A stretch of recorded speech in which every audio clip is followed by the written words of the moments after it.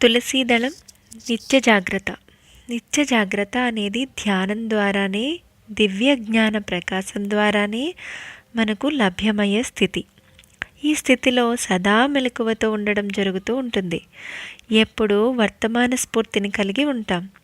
భూత భవిష్యత్ కాలాల ఛాయలు వర్తమానం మీద కావాలంటేనే పడతాయి, అనుకుంటేనే ఉంటాయి.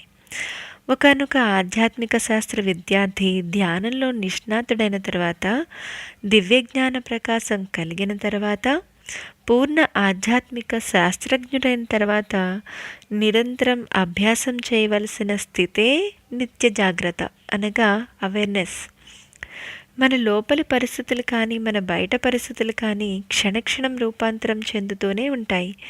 ఏదీ స్థిరమైనది కాదు. ప్రతిదీ తాత్కాలికమే, ప్రతిదీ చైతన్యవంతమే, ప్రతిదీ రూపుమారేదే. నిరంతరంగా మారే లోకంలో ప్రస్తుత సందర్భాన్ని, ప్రస్తుత సమస్యను గుర్తించి దానికి అనుగుణంగా ప్రతి క్షణము జాగరూకతతో మెలగటమే నిత్య జాగ్రత్త స్థితి.